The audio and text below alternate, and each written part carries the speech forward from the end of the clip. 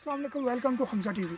आज की मेरी वीडियो जो है वो बहुत ही ज़्यादा इंटरेस्टिंग होने वाली है, क्योंकि आज मैं अपनी वीडियो में अपने गांव और अपनी फैमिली के बारे में बताऊंगा कि मैं कौन और मेरा ताल्लुक़ किस फैमिली के साथ है। और आज हमारी इस वीडियो में आखिर में एक सरप्राइज़ भी होगा, और इस सरप्राइज़ को देखने के लिए आपको हमारी वीडियो जो है वो आखिर तक ज़रूर देखना होगी।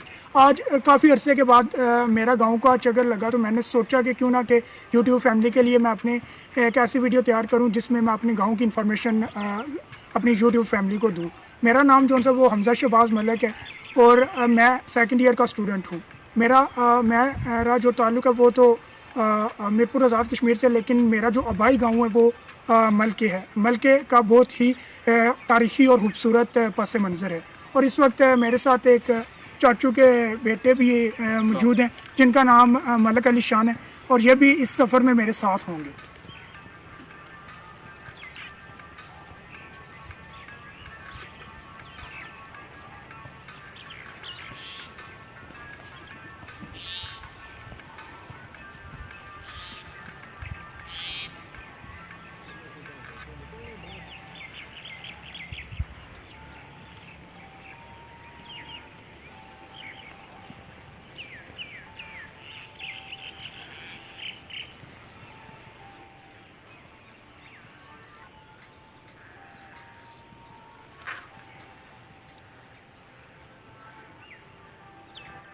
मलके गांव छम हेक्टराबाद सेक्टर में वाक़ है, जो कि अब आज़ाद कश्मीर का हिस्सा है।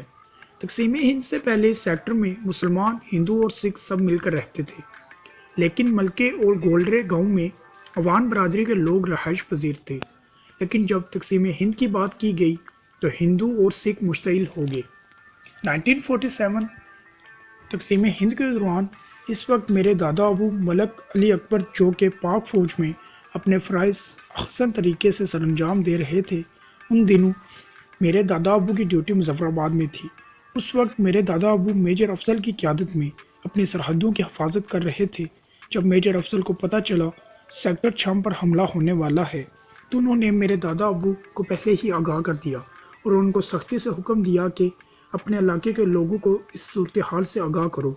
जब मेरे दादा अबू तवील सफ़र के बाद अपने इलाके में पहुँचे और इलाके वालों को ये सूरत हाल बताई, तो उन्होंने इनकी बात का यकीन ना किया और कहा कि हम अपनी सरजमीन नहीं छोड़ेंगे। और इसी के साथ साथ मेरे दादा अबू ने उनको तनबीह करके वापस अपने ड्यूटी पर चले गए। रास्ते में ही उनको मालूम हो गया कि हिंदुओं और सिखों ने उनके इलाके पर हमला कर दिया है और इन के इलाके में ज़्यादातर मुसलमानों को शहीद कर दिया गया है। उस वक्त मेरे दादा अबू ने अपनी माँ, बाप, बीवी और बच्चे सब खो दिए।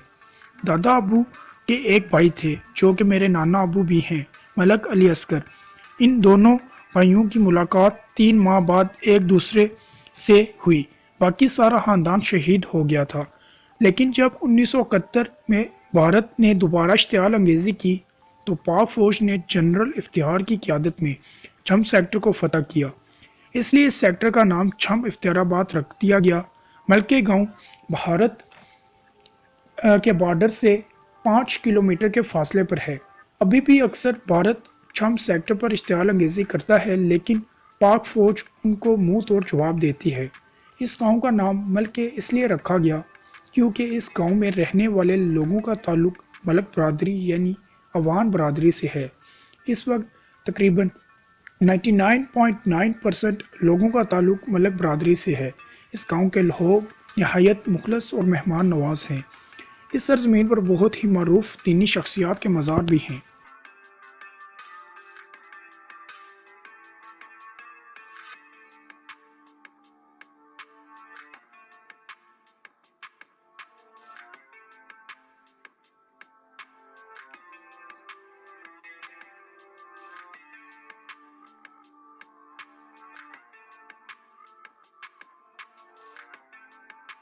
जैसा कि मैंने आपको पूरे गांव मलके गांव की जो है वो तारीख़ तो बता दी है, लेकिन इस वक्त मेरे साथ जो है मलके गांव के नहायत ही मोहतरम बुज़ुर्ग मलक अकबर जो है हमारे साथ बैठे हुए हैं। इनसे मैं कुछ मतलब के क्वेश्चंस वगैरह करूंगा। सबसे पहले तो मैं इनसे ये पूछूंगा कि 1947 में जब हमला किया गया भारत की तरफ से पाकिस्तान मल के गाँव के शम सेक्टर के ऊपर, तो उस वक्त लोगों की क्या कैफियत थी और लोग किस तरह दोबारा इस इलाके में दोबारा मुसलमान जो है वो बात हुई, इस पूरे वाक़े को हमारे सामने डिटेल के साथ बताएं प्लीज़ कुछ अर्ज़ कीजिए। जी जी बिल्कुल सर। इस तरह बात तो 47 रात ਨੂੰ खबर लगी बई इंडिया ने हमला करना, बंदे साढ़े पाकिस्तान चले गए। उतों पाकिस्तान तू बाबा एक टकरिया, तूने आख्या जे जने मार के बीबियां क्या करनी, बंदे फिर आ गए वापस। अगों सुबह इंडिया ने हमला किया जी, ते 140 बंदा साढ़े गाँव का शहीद होया जी 140, जिदे चू जनाब कोई 25-30 बीबियां वो लै गए सन यगरमाली बना के चक पंडत। जिस वक्त गए ने जिथे स्टाफ है जी, उतों ना बीबियां लैन बाहर खलवा के तो उन्हें आख्या भी तुसां पढ़ना है राम राम, तुहानूं हुण ग्रां खड़ना।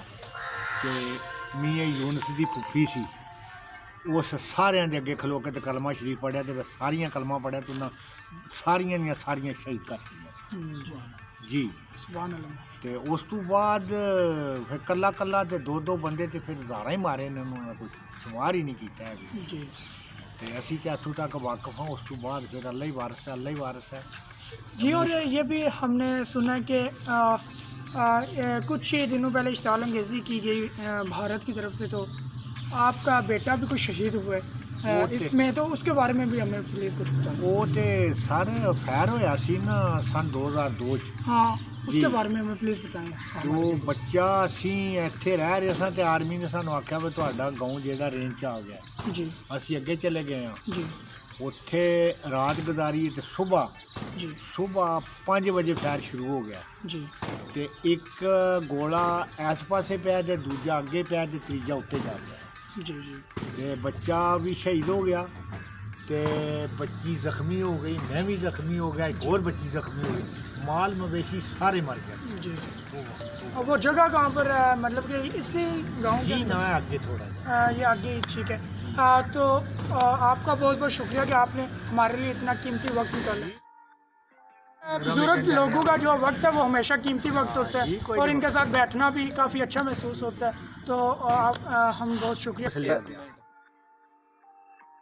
सन 65 विच इंडिया कोलों एरिया वापस लिया गया, फिर असी इत्थे बाद होए, फिर वापस किया, फिर असी जंग लगी तो फिर 71 विच, फिर 71 च असी इत्थे बाद होए जी। और ये भी बताएं कि 1947 में ये भी सुनने में आता है कि हमारे दादा अबू हैं जो उनसे मलक अली अकबर, वो यहाँ पर आए थे और लोगों को उन्होंने कहा था कि यहाँ पर हमला हो जाएगा तो प्लीज़ आप इस गांव को छोड़ के पीछे चले जाएं, लेकिन लोगों ने मेरे दादा अबू की जो बातें उन पर जो सा वो मतलब कि नहीं बंदे आख्या सी हमला होना, एक ही बंदे आख्या सी हमला होना जी, एक ही नहीं आख्या नहीं होना जी। मलक सदीक दा दादा सी जी, उस आख्या जी बीबियां मर जानियां ते जने पिछे के करनगे, जने मर जाणगे ते बीबियां पिछे के, जेड़ी मरन मरान है वो ते जिंदगी मौत का मामला है ना जी, जी बिल्कुल। अल्लाह पाक माफ़ी दे। जी, मैंने आपको गांव की तो पूरी तारीख इस वक्त बता दी है। अगर मैं आपको अपने ताए चाचा फुप्पो हाला के घर ना दिखाऊं तो ये मुनासिब बात नहीं है। अब मैं आपको सबसे पहले अपना घर दिखाऊंगा जहाँ पर हम शहर से आते हैं और आकर रहते हैं और स्टे करते हैं।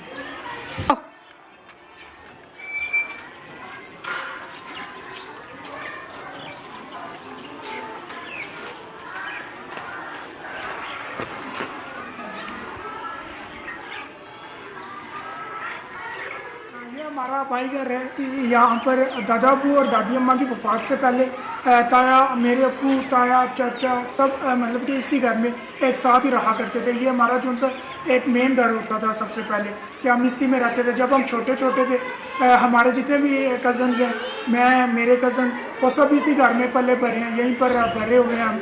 फिर उसके बाद हमारे जो से ताया अबू और चाचू ने जो से वो अलग घर जो से वो तमीर करना शुरू किए। अभी उनकी जो सी कंस्ट्रक्शन शुरू है। सबसे पहले तो हम आपको अपना ये वाला जो सा मेन घर है उसके बारे में बताएंगे। जैसे कि आपको इसकी लुक के बारे में तो देख के पता चल जाएगा कि गांव के घर किस तरह होते हैं। देख सकते हैं कि आप सोचते होंगे कि गांव में हमेशा जो सा डबल रंग किए जाते हैं, नीचे हमेशा डार्क रंग किया जाता है, ऊपर येलो। और येलो रंग को गाँव वगैरह में बहुत ही ज़्यादा प्रेफर किया जाता है क्योंकि ये इसकी जो पेंट येलो कलर का, इसकी काफ़ी अच्छी लुक होती है। और नीचे वाला पेंट जो है वो बहुत किया जाता है। और यही जो पेंट में जो से कलर्स हैं यही ज़्यादातर घरों में इस्तेमाल किए जाते हैं ताकि खूबसूरती को दुबारा किया जा सके।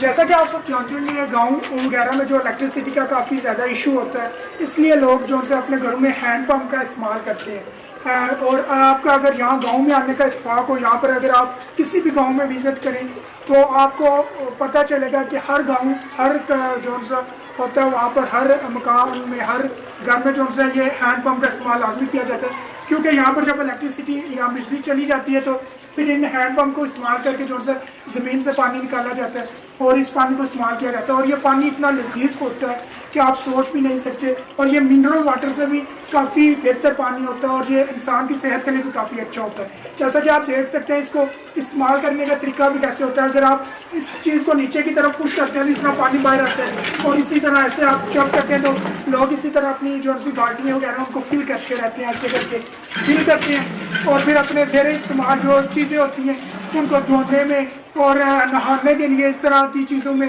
कपड़े धोने के लिए ऐसे पानी को फिर वो इस्तेमाल करते हैं। रुको रुको रुको रुको, क्या नाम है आपका, बताओ मुझे। नाम क्या आपका? अहमद। और क्लास किस में पढ़ती हो आप? प्रेप में पढ़ती हो। तो ये आपको लड़का नज़र आ रहा है, तो ये शहजाद भाई का बेटा। आपने मेरी शहजाद भाई के साथ वीडियो भी देखी होंगी, काफ़ी हमने वीडियोस भी बनाई है शहजाद भाई के साथ। ये उनके बेटे हैं, इनका नाम अहमद है और ये आयत फातिमा उनकी जो सी बेटी है। तो मैं उम्मीद करता हूँ कि आपको इनसे मिलकर काफ़ी खुशी महसूस हुई होगी। मैं इस वक्त तायाबू के घर आ चुका हूँ। ना तो इस वक्त तायाबू घर पर है और ना ही भाई फजान घर पर है, लेकिन मैं शाम को आपकी उनसे मुलाकात जो उनसे वो लाजमी कराऊंगा इंशाल्लाह। तो अभी मैं आपको इनके घर का विजिट करवाता हूँ कि इनका घर कैसा, और इनके भाई फजान के जो बच्चे हैं उनसे भी आपको मुलाकात करवाता हूँ। तो आइए चलिए। क्या नाम है आपका? और आपकी ये छोटी सिस्टर का क्या नाम है? जन्नत। जन्नत। आप ये देख सकते हैं, ये मोहम्मद और ये जन्नत है, ये पाकिस्तान की ये बेटी और ये बेटा। इनकी वैसे तो पाकिस्तान की 2 बेटी हैं, लेकिन एक बेटी जो उनसे वो बाहर खेल रही है, हमें मिल नहीं रही, तो उसके बारे में उसकी भी हम आपको ज़रूर जो से वो वीडियो दिखाते हैं या पिक्चर आपको ज़रूर दिखाएंगे। तो मैं उम्मीद करता हूँ कि आप पाकिस्तान के जो बच्चे हैं उनसे भी मिलकर खुश हुए होंगे।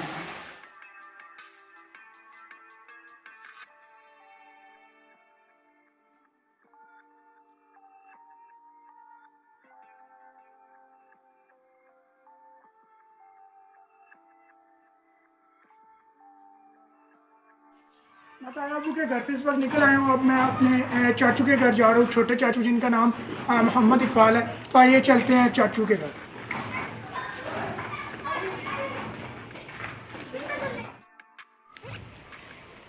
इस वक्त मैं चाचू के घर में जो वो दाखिल हो चुका हूँ और आपको मैं अपने चाचू के जो बच्चे हैं उनसे भी आपकी मुलाकात करवाता हूँ। तो ये अंदर आ जाओ, इधर आओ। मुलाकात नहीं करनी पुरानी अपनी आपने? चलो बताओ, आपका क्या नाम है आपका? तो कौन सी क्लास में पढ़ती हो?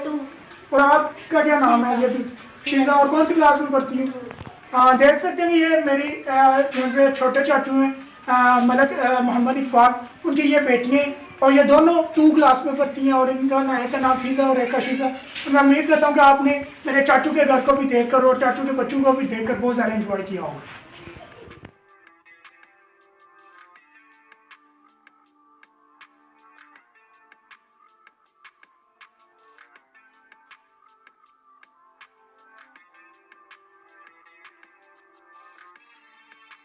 इस वक्त जो सी मेरे चाचू के घर में जो सी वो कंस्ट्रक्शन भी जो सी है वो चल रही है। आप देख सकते हैं इस वक्त अंदर आकर भी आप देख सकते हैं कि इस वक्त ना इनकी जो उनकी दीवारों पर भी कोई प्लस्तर नहीं किया गया और ना ही किसी किस्म की कोई ऐसी रेनोवेशन की जा रही है यहाँ पे, क्योंकि यहाँ पर कंस्ट्रक्शन का जो सा भी टाइम जो है वो स्टॉप किया गया है। कुछ अर्से तक जो से इनकी जो दीवारें हैं वो भी प्लास्टर कर दी जाएंगी, पेंट भी कर दिया जाएगा।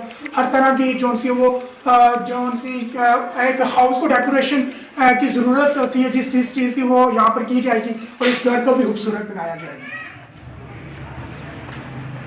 इस वक्त मैं अपने दूसरे चाचू के घर जो से वो दाखिल हो चुका हूँ। ये मैंने जैसे पहले आपको कहा था कि मलक इकबाल वो मेरे छोटे चाचू थे और ये मेरे बड़े चाचू है, इनका नाम मलक अफजल है। इनके घर के बारे में भी आपको दिखाता हूँ। तो मैं उम्मीद करता हूँ कि आप सब इनके घर को देख के काफ़ी इंजॉय करेंगे।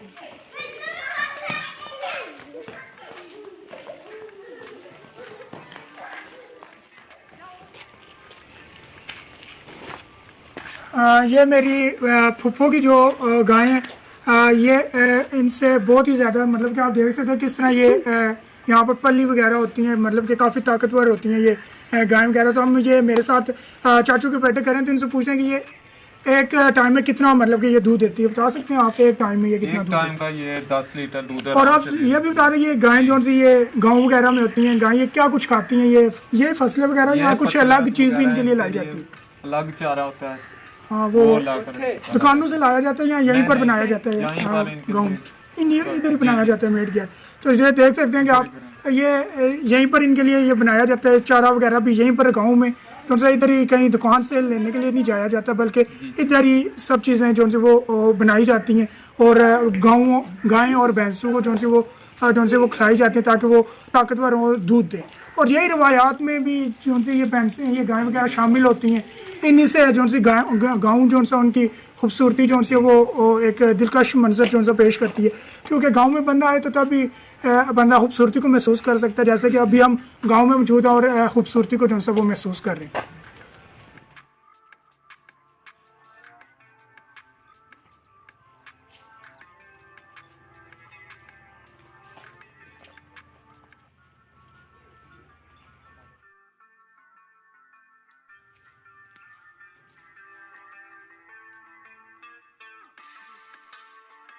जैसा कि आप देख सकते हैं ये हमने 3 किस्म के चारे रखे हुए हैं। जी जी बिल्कुल। ये हम मशीन की मदद से इस मशीन के साथ इधर काटते हैं और फिर मशीन का काम क्या मतलब काटती है ये जो आप ये चारा है ये हम इधर अच्छा इसकी मदद से काटते हैं। ये इलेक्ट्रिसिटी के जी मतलब थ्रू ही ये बिजली की मदद से चलता वैसे भी मतलब चला सकते हैं हाथ के साथ हाथ की मदद से इस चीज़ को हाथ चला से चला सकते हैं। चला सकते हैं, लेकिन उस तरह हम बंदे को जो सा मेहनत ज़्यादा करनी पड़ती है जी हाथ के जी साथ। ये बिजली से भी चल सकती है। चलें बहुत जी अच्छा है। और ये हमें ये बता दें ये किस तरह के ये पर हैं, इसे क्या कहते हैं, इसे क्या कहते हैं, उससे क्या कहते हैं, ये भी बताओ। ये दान की फसल है, क्या कौन सी पराली फसल से है ये? कहते हैं दान की फसल। अच्छा धान की फसल है ये। और ये सामने ये सफेद रंग का ये क्या चीज़ है? बरसीम की फसल है, स्टाला भी इसे कहते हाँ हैं। बिल्कुल। ये जानवर बहुत खुश होकर खाते हैं और इससे दूध की पैदावार में बहुत इजाफा होता हाँ चले। और वो भी है।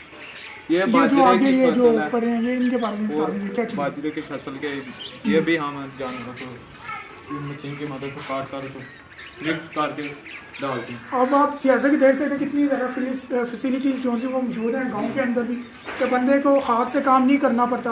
मशीनें आ चुकी हैं, इलेक्ट्रिसिटी जो है वो गांव में आ चुकी है। इलेक्ट्रिसिटी को इस्तेमाल करते हुए मशीनों को चलाया जाता है और इन मशीनों के ज़रिए इन जितनी ये फसलें वगैरह इनको जो है बीच इनमें डाल के काटा जाता है और भैंसों पैरों को जो है वो डाला जाता है ताकि वो अच्छा दूध दे सके।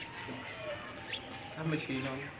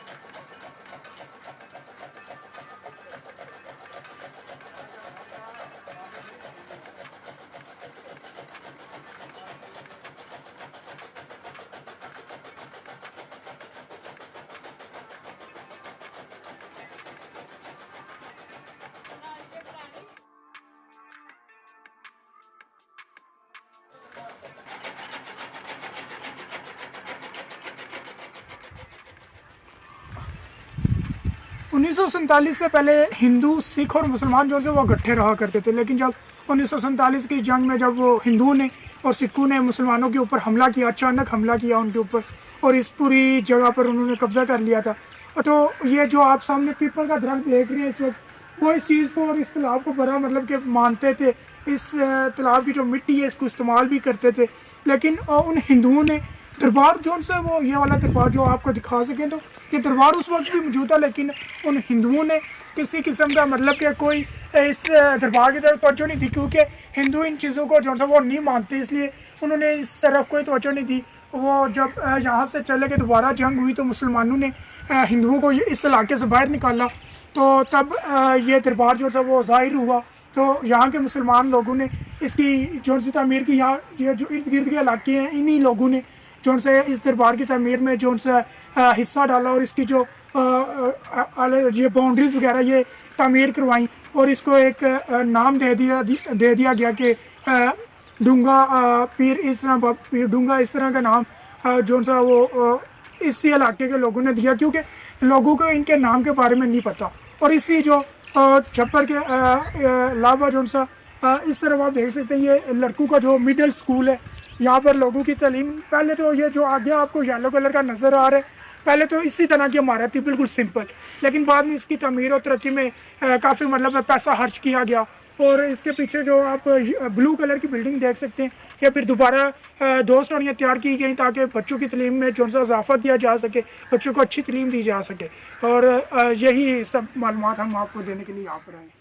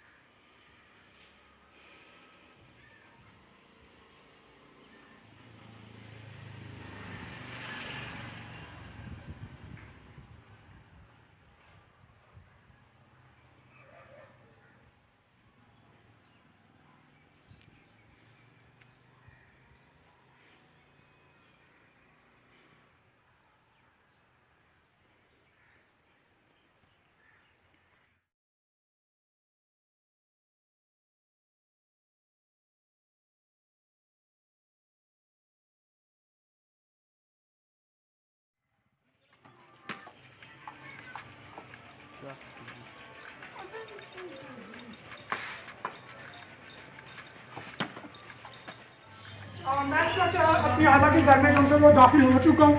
मैं आपको अपनी हाला के घर का व्यू भी दिखाऊंगा। और मेरी हाला के जो से 5 बेटे हैं, और इनके ये एक बेटे हैं, इनसे मैं आपकी मुलाकात भी करवा दूँगी। ये किस पेशे से वाबस्ते हैं। अस्सलाम वालेकुम। ये हमारे भाई हैं, इनका नाम रिजवान है, और ये टीचर के जो से पेशे उससे वाबस्ते हैं।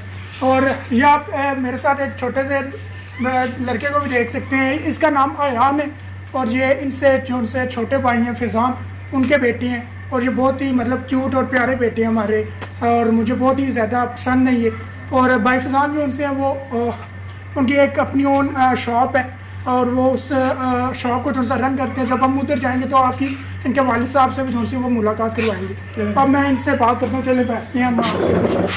तो सबसे पहले तो आप ये बताएंगे, आप एज अ टीचर हम आपसे कुछ क्वेश्चन करना चाहते हैं, आप हमें इन क्वेश्चन के जवाब देंगे। पहला हमारा क्वेश्चन तो ये कि हमारे सुनने में आता है कि जो ये गांव में रहने वाले लोग हैं, इनका जो तालीम हासिल करने का शौक़ है वो बहुत ही मतलब कि मुश्किल है, आसान नहीं। लोग मतलब कि तालीम हासिल नहीं कर सकते यहाँ की, मतलब बहुत मुश्किल है काम है यहाँ पर तालीम हासिल करना गाँव। इसके बारे में कुछ बताओ। हाँ भाईजान, ये जो गांव में रह के तालीम हासिल करना ये बहुत मुश्किल काम है, क्योंकि यहाँ पे वो फैसिलिटी मौजूद नहीं है जो शहर में है। क्योंकि शहर में बहुत ज़्यादा जो है वो हॉस्पिटल करीब है, और स्कूल कॉलेज बहुत ज़्यादा हैं, और लोगों का जो है घर से फासला बहुत कम होता है, और इजीली जो है वो स्कूल जाते हैं। तो आप हमें ये भी बताएंगे, जो अब जब आप तालीम हासिल कर रहे थे, आपने भी जो सा गाँव में तालीम जो से वो हासिल की है, आप तालीम के सफ़र में आपको कौन सी मुश्किलात पेश आई?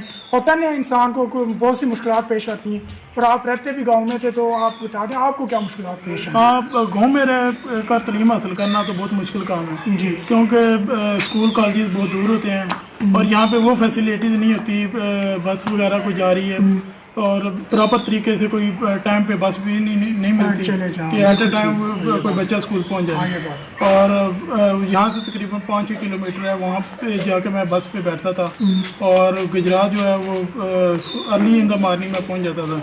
और जो वहाँ के लड़के थे जब हम स्कूल कॉलेज पहुँच जाते थे उस वक्त वो आते थे, तो इसका मतलब है कि आपको direct early in the morning आपको निकलना पड़ता है और वापस भी आप लेट आते हैं, तो जो टाइम है स्टडी का वो बहुत कम मिलता है आपको पढ़ने के लिए।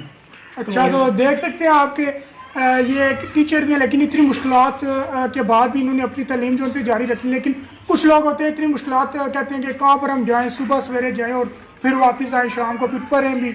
इतनी मुश्किलात हम कैसे बर्दाश्त करें? हम लोग जो वो पढ़ाई को छोड़ देते हैं, लेकिन इनके जज्बे को हम सलाम करते हैं कि इन्होंने ऐसी कोई हार नहीं मानी, क्योंकि तालीम एक वाहिद ख़जाना है जिसके ज़रिए हम दुनिया को जीत सकते हैं। इन्होंने इस तालीम को जारी रखा और अब एज आ टीचर जो से सरकारी कॉलेज में पढ़ाते हैं ये, और आगे जो इल्म जो से वो दूसरे बच्चों को भी सिखा रहे हैं, ये बहुत ही ज़्यादा खुशी की बात है। हमारे जो हालांकि बाकी 3 बेटे हैं वो आर्मी में हैं, लेकिन जो उनसे 2 जो हैं वो अभी आर्मी में ही जॉब कर रहे हैं, लेकिन जो उनसे इनके सबसे बड़े भाई हैं वो रिटायर हो चुके हैं इस वक्त, और वो भी अपनी एक शॉप जो उनसे वो रन कर रहे हैं। उनसे भी अगर हुआ तो हम आपकी लाजमी जो उनसे वो मुलाकात करवाएंगे।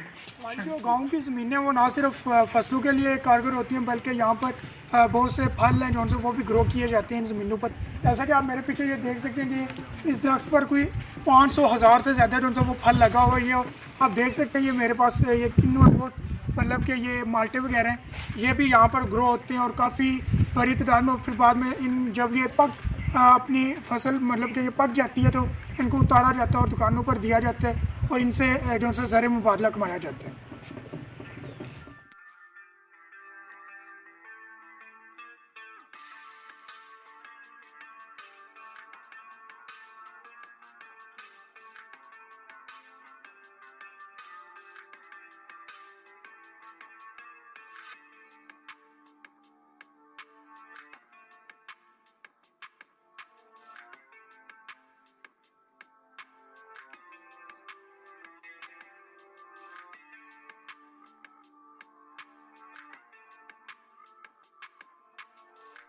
मियाँ फजल दाद रहमतुल्लाह अलैह एक अजीम और नामवर जो उनसे वो आलम दीन थे।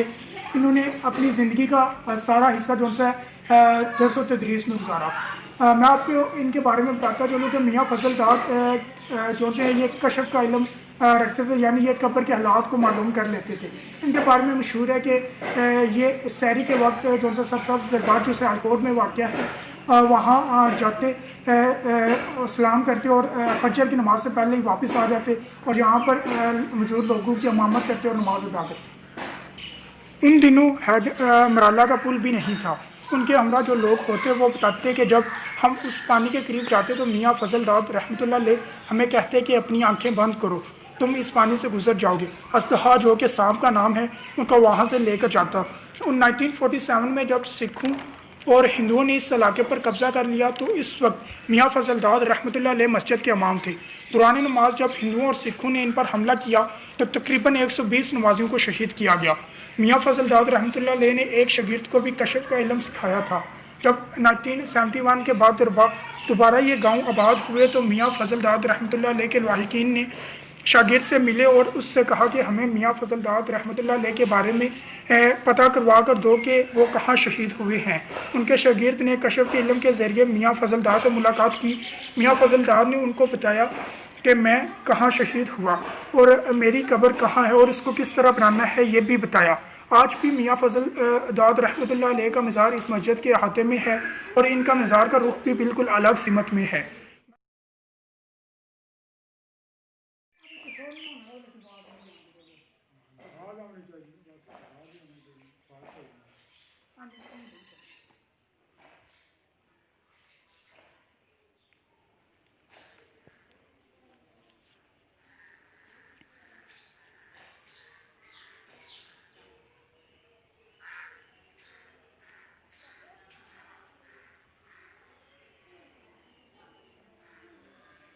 इस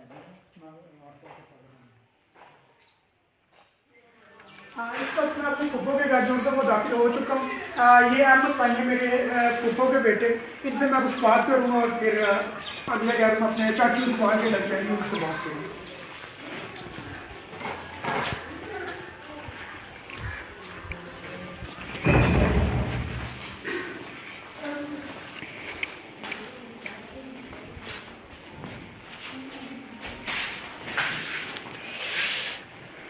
मेरी फूफो के जो हस्बैंड है वो उनका ताल्लुक जो है वो दावत इस्लामी से था।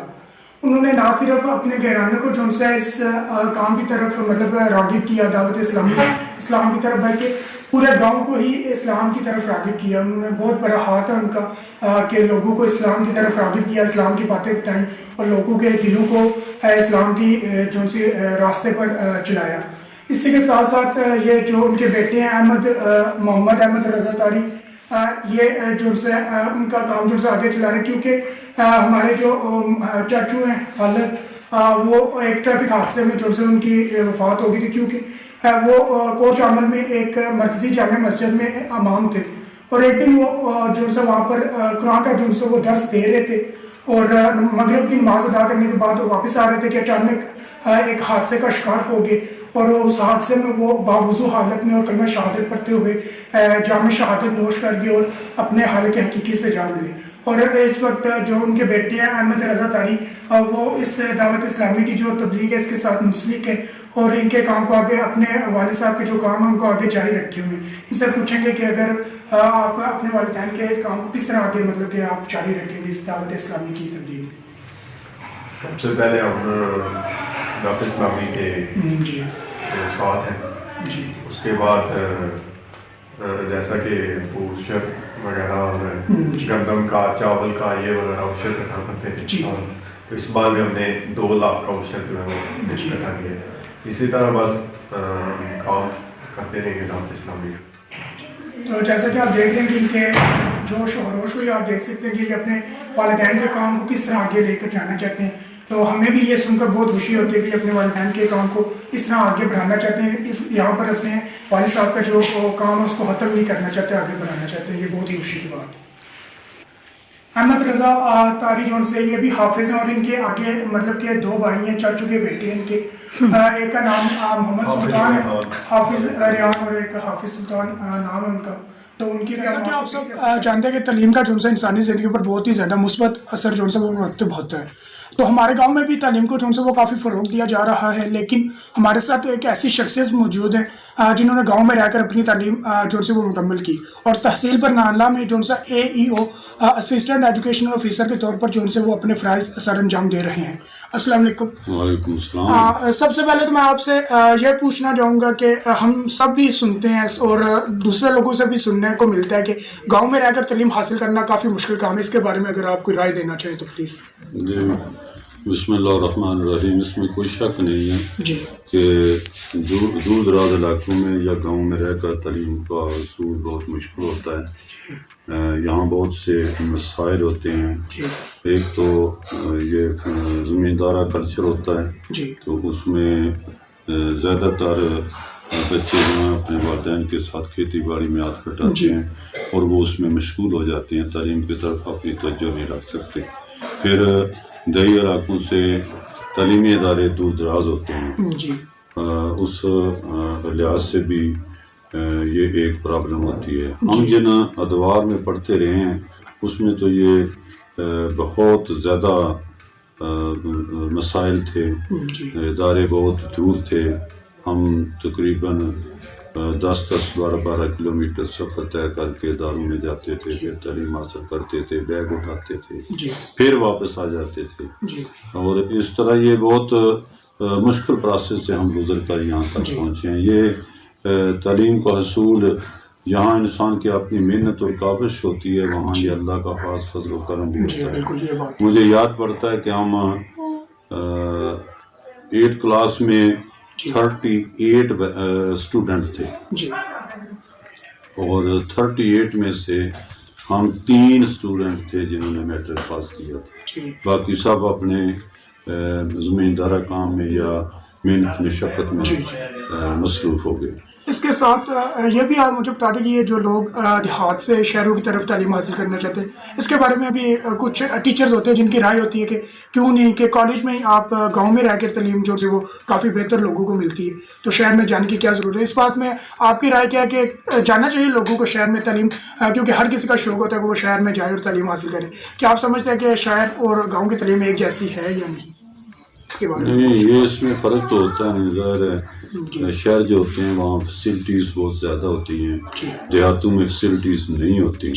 और फिर जैसा मैंने पहले कहा है कि देहातों के अंदर रहकर जो है ये माहौल इस किस्म का होता है कि यहाँ ज़मींदारा माहौल होता है, तो बच्चे अपने वालिदैन को का हाथ बटाते हैं, उनके साथ पार्टिसिपेट करते हैं, तो इस तरह उनका टाइम वेस्ट हो जाता है। यहाँ तक तालीम हासिल करने का ताल्लुक है गांव में या शहर में, अब तो इसमें कोई फ़र्क नहीं रहा। गांव में भी वो तमाम फैसिलिटीज़ अब पाई जाती हैं। कोई शाज़ो नादर को ऐसा गांव है जो दूर दराज है तो उसके लिए प्रॉब्लम है, उसके बच्चों के लिए तालीम का असूल एक प्रॉब्लम है। लेकिन ज़्यादातर बच्चे जो हैं, ज़्यादातर इलाके जो हैं वहाँ तो ये सहूलत मौजूद है कि वहाँ प्राइवेट स्कूल भी मौजूद हैं, गवर्नमेंट के इदारे भी मौजूद हैं। प्राइमरी तक तो बहुत बेहतरीन सिस्टम निज़ाम है कि यहाँ तो बच्चों के लिए किसी किस्म के, अब ये वालिदैन पे डिपेंड करता है कि वो अपने बच्चों को किस लिहाज से या किस हद तक कन्वेंस करते हैं या उन बच्चों को तालीम की तरफ राग़िब करते हैं। अब मौजूदा दौर में ये डिस्टेंस ख़त्म हो चुका है कि शहर में, मैं समझता हूँ शहर में माहौल जो है वो घुटन होता है, थोड़ी तंगी होती है, उसकी निस्बत मैं समझता हूँ देहातों में रहकर फ्री माहौल होता है, खुला माहौल होता है, वहाँ यहाँ सेहत भी बच्चों की बेहतर रहती है और यहाँ देहातों में रहकर भी बच्चे तालीम हासिल कर सकते हैं। और इस दौर में तो शहर और गांव में कोई फ़र्क नहीं रहा, सड़कें भी मौजूद हैं, हर चीज़ मौजूद है, सहूलतें मौजूद हैं, तो कोई किसी किस्म की ऐसी प्रॉब्लम नहीं है। गांव में रहकर भी बच्चे पढ़ते हैं। हमारे बच्चे जो हैं उन्होंने मास्टर्स किया है तो यहाँ गांव में थे, गांव में रहकर इन्होंने किया है। तो ये अल्लाह का फजल करम होता है, कोशिश करनी चाहिए, मेहनत करनी चाहिए, ये वालिदैन की तवज्जो सबसे ज़्यादा होती है। और इसके साथ साथ आप हमें ये भी बताएं कि आपने अपने आप को इतना कामयाब इंसान बनाया, जैसा कि आप कह रहे थे कि मैट्रिक में सिर्फ 3 बच्चे पास हुए, उनमें आप भी शामिल थे और आप इस वक्त एक आला उहदे पर जो सा वो फाइज है, तो आपने अपने जो हमारे गाँव और आप हम सब का जो गाँव है इसके लिए आपने तालीम के फ़रोग़ के लिए आपने क्या इक़दाम उठाए, उसके बारे में भी थोड़ा बहुत अगर हमें बताओ। ये देखें जी, ये तो अल्लाह का फजल करम है। मैं समझता हूँ मेरी ये मेहनत नहीं है, ये अल्लाह का फजल करम है।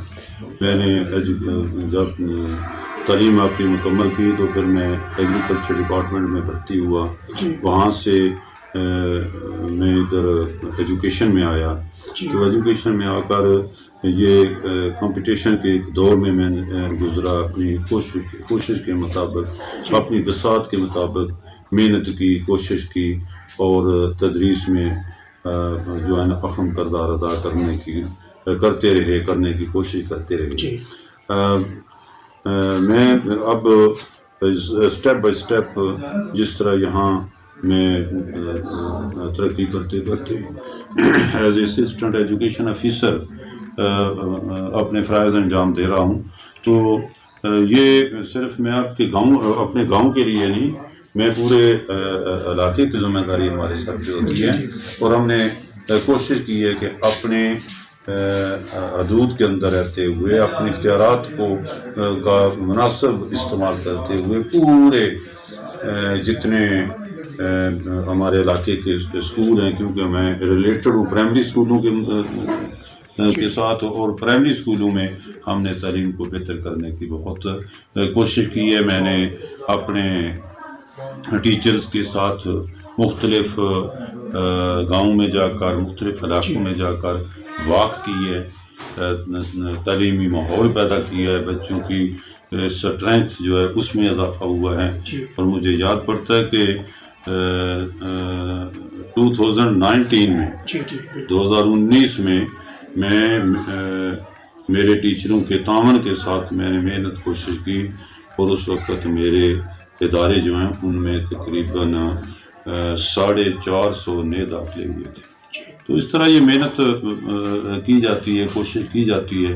फिर मैंने कोशिश की कि अपने आप को मुतहरक रखा, हर इदारे में मैं गया, टीचर्स के साथ दोस्ताना माहौल में मिलता रहा, उनको यही हदायत जारी करता रहा कि ये हम सब का फ़र्ज़ है कि इन इदारों की बेहतरी के लिए, कौम की बेहतरी के लिए, प्राइमरी एजुकेशन की बेहतरी के लिए हम अपना किरदार अदा करें।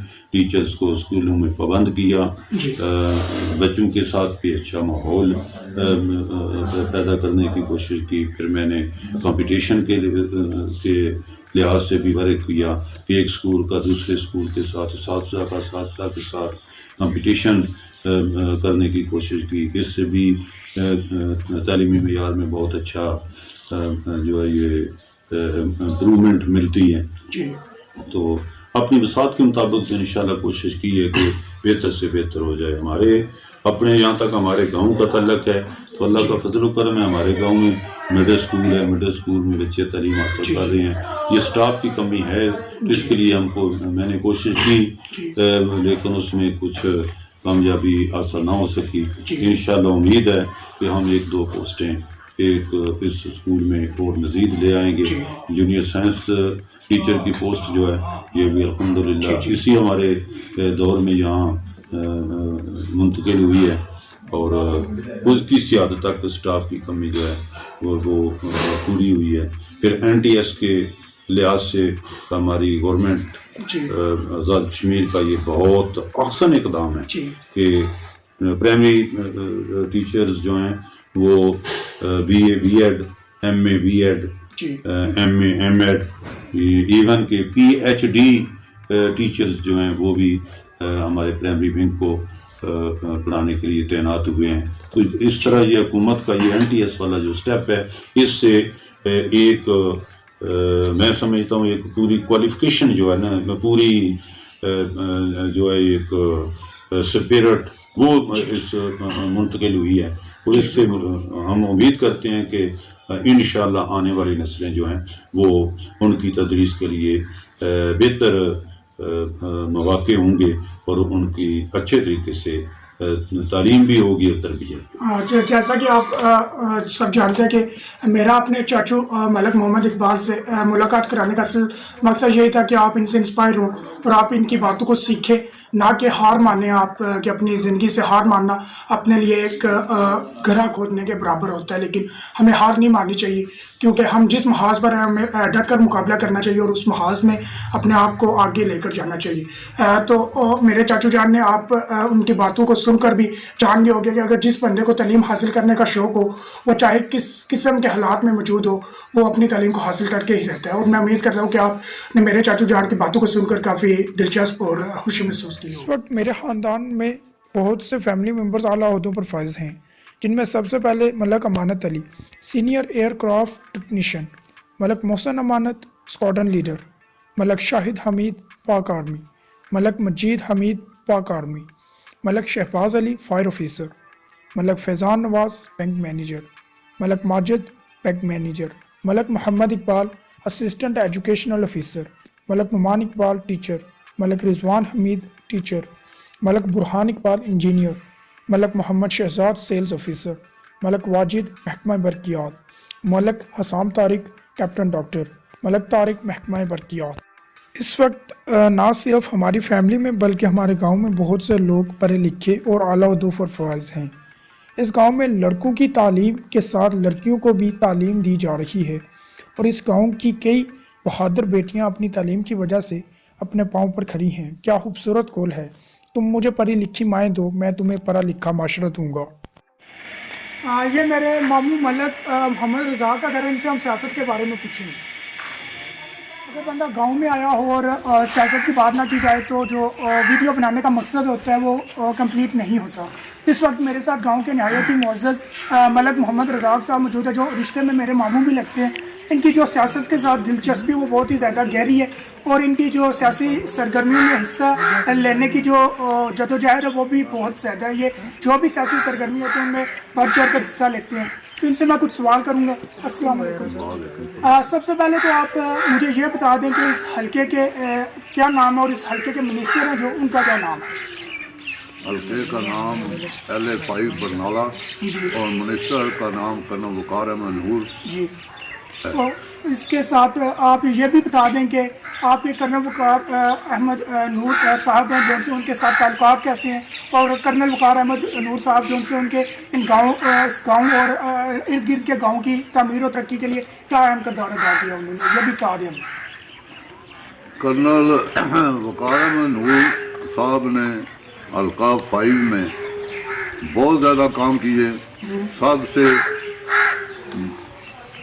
बड़े काम जो है वो 3-4 पुल बहुत बड़े बड़े तमीर किए, क्योंकि बारिश के जब भी बारिश शुरू हो जाती थी तो हमारे हल्का 5 हिस्सों में तकसीम हो जाता था। अब पुल बनने और सड़कें, बेहतरीन सड़कें बनी हैं और कॉलेज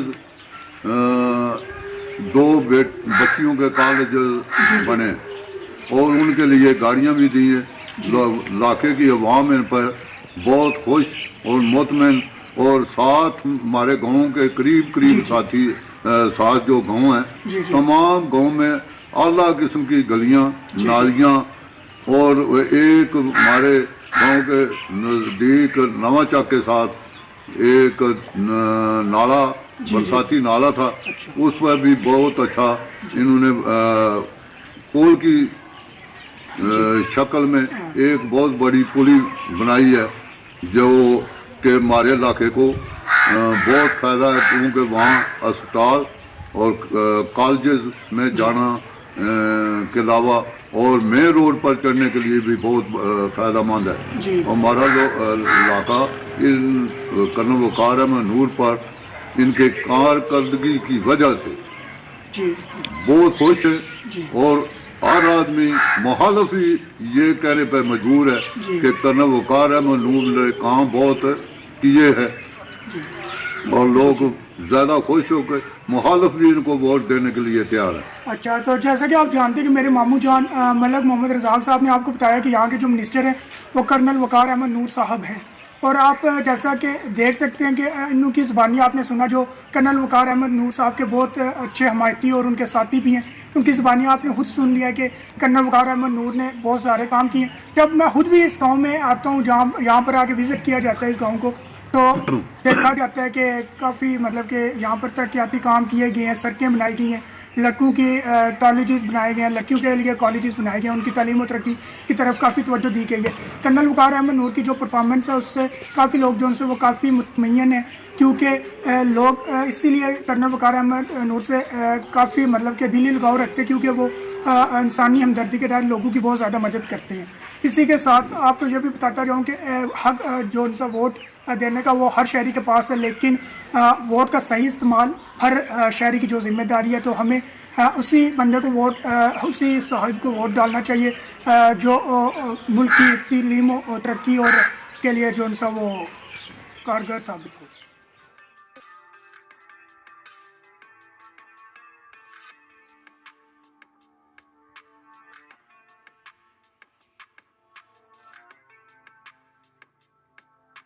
जैसे कि मैंने आपको अपने जितने भी घर रहता या चाचू इन सब के घर भी दिखाए, अपना घर भी दिखाया, तो बंदा अपनी ज़मीनों को ना दिखाए तो यह कोई मुनासिब बात नहीं।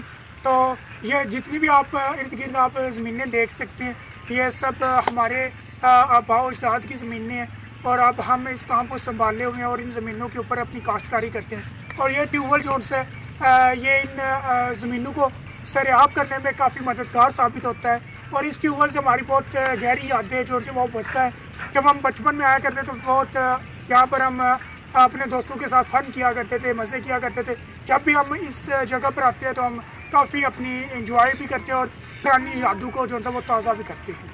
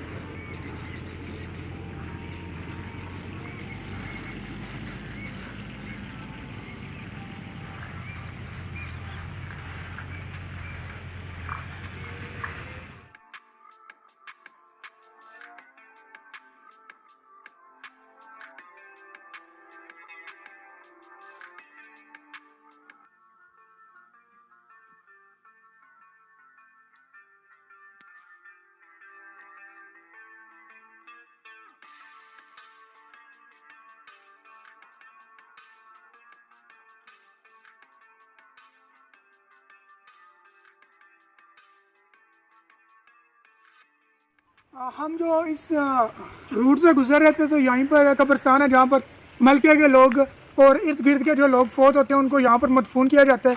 हमारे जो अजीज़ कारब हैं वो भी इसी जगह पर मदफून है। तो हम यहाँ पर से गुजर रहे थे तो हमने सोचा कि यहाँ पर हम फातिहा ख्वानी भी करें और अभी हम फातिहा ख्वानी करेंगे इन कब्रों।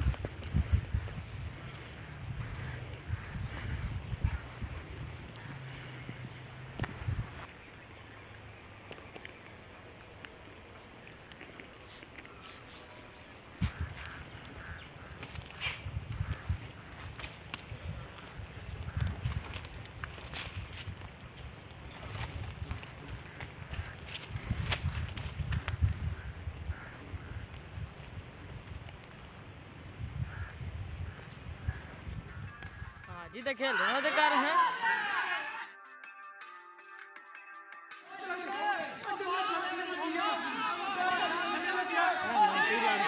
जल्दी कर लड़ पे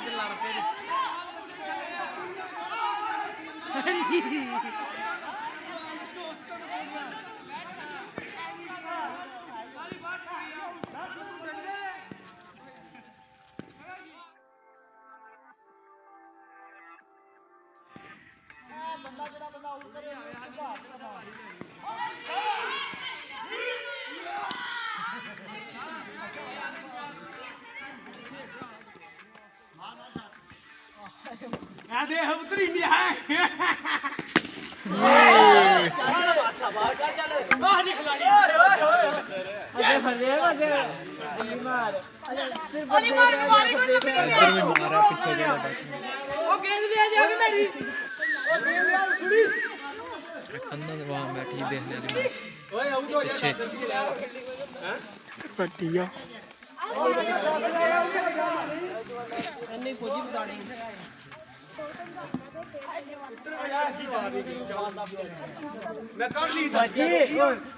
तू मशहूर हो जाना फौजी भी बन गई आहो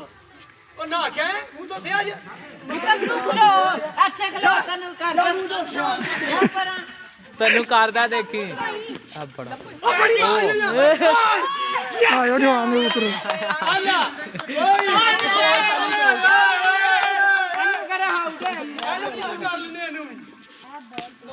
दुनिया का सब तो बेस्ट कैच हो गया लहरे का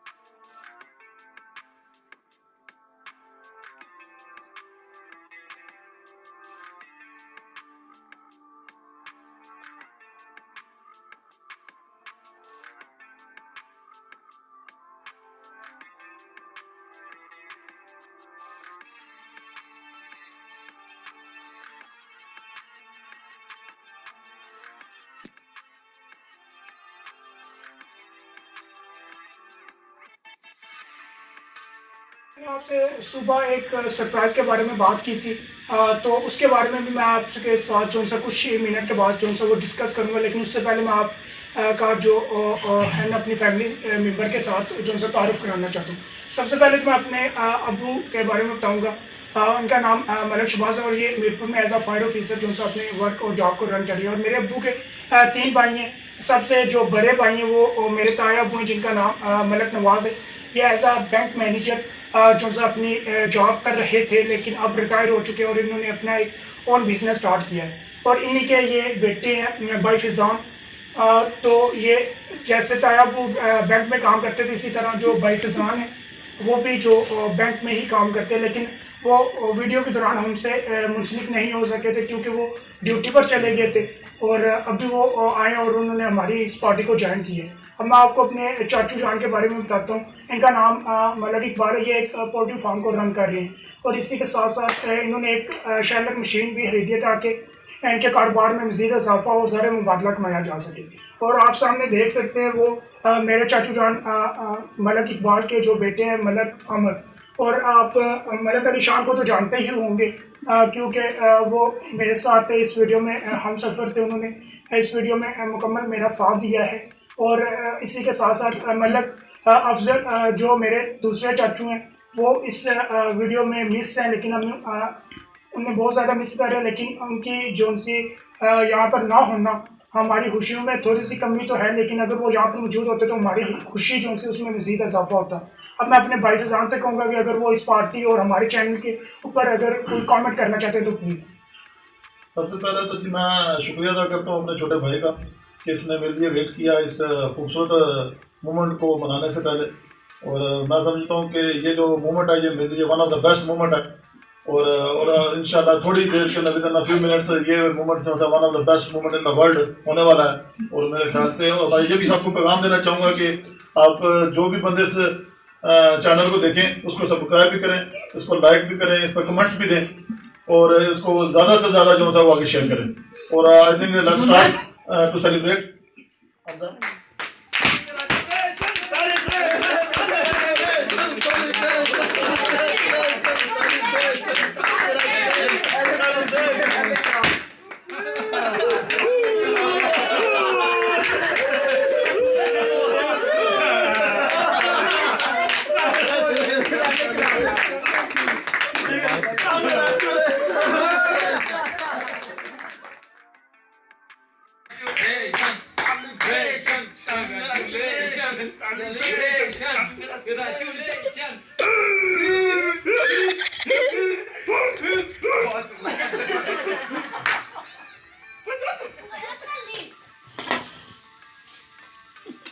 साढ़े ला भी जा केक मुका